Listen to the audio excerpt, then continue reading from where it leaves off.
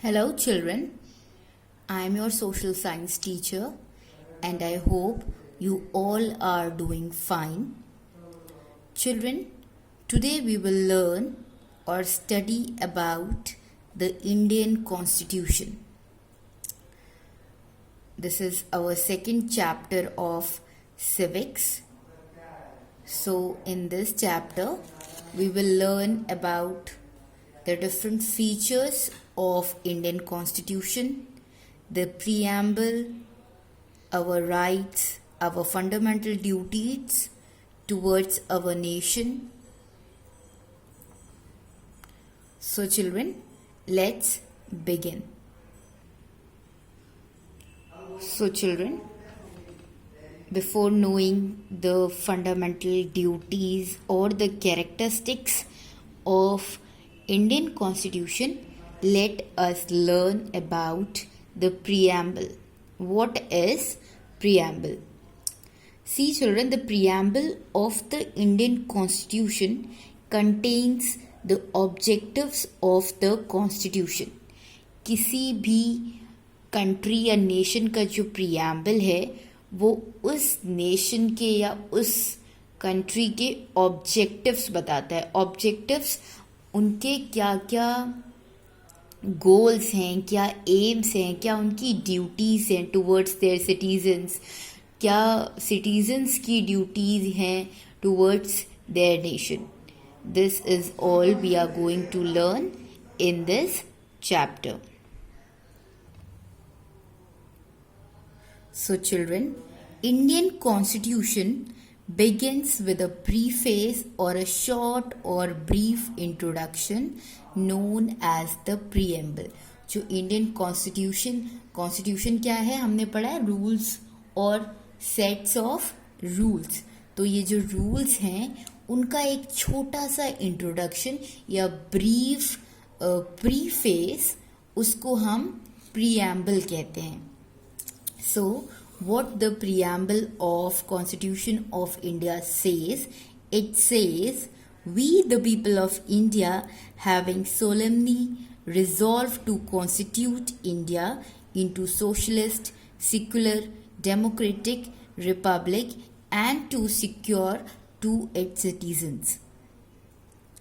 तो जो हमारा preamble है वो हम मेनली हाईलाइट करता है 3 word, socialist, secular and integrity.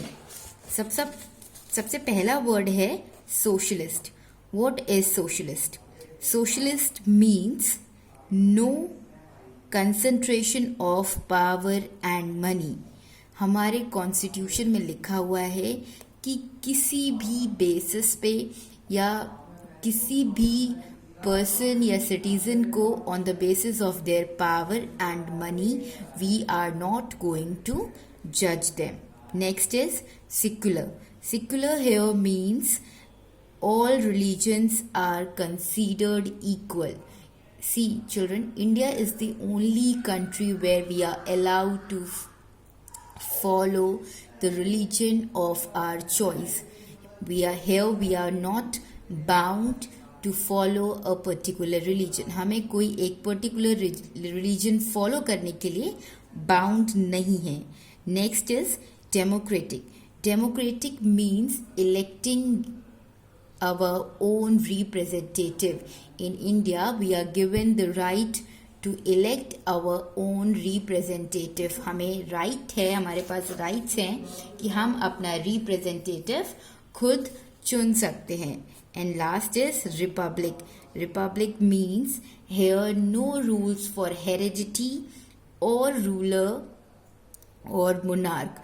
यहाँ पे hereditary ruler या monarch के लिए ऐसी कोई रूल नहीं है कि अगर आप प्राइम मिनिस्टर एक सर्टेन फैमिली से है तो नेक्स्ट अपकमिंग प्राइम मिनिस्टर भी उसी सेम फैमिली से होगा. ऐसा कुछ भी यहाँ पर बाउंड नहीं है. कोई भी जिसको हम अपना रिप्रेजेंटेटिव या जिसको हम वोट करते हैं वो यहाँ पे एज अ पावर और एज अ रूलर वर्क कर सकता है.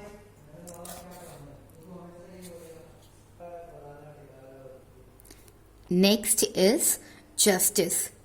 Justice means fair and moral treatment of all persons in the making and enforcement of laws. Justice क्या है कि हर एक पर्सन को fair and moral treatment provide करना. They are not judged on the basis of their income, their source of income, their workplace. यहाँ पर कोई भी किसी भी हमारे इंडिया में जो जस्टिस सिस्टम है वो ये है कि हम किसी भी पर्सन को फेयर एंड मॉरल ट्रीटमेंट लेने का अधिकार है irrespective of their caste, creed और religion. Next is liberty. Liberty means freedom from slavery. Liberty क्या है? फ्रीडम है. हमें किसी की स्लेवरी करने से जो फ्रीडम है या जो हमें एक राइट मिला है, we are not bound to follow anybody's opinion और इंस्ट्रक्शंस. तो जो हमारे पास इंडिया में राइट है, इंडिया में लिबर्टी है, फ्रीडम है कि हम किसी और की बात या किसी और का इंस्ट्रक्शंस ज़रूरी नहीं है कि फॉलो करें. Next is equality. In India all citizens, each and every member of the और each and every citizen of the country is equal. They are not discriminated on the basis of their caste, creed, sex, race और religion. India में हर एक citizen equal है. उनको हम किसी भी बेसिस पे जज नहीं कर सकते, not even on their caste, creed और religion. Next is fraternity. Fraternity in the preamble implies common brotherhood of all Indians. यहाँ भाईचारा जिसे हम फ्रेटर्निटी को बोल सकते हैं हिंदी में भाईचारा.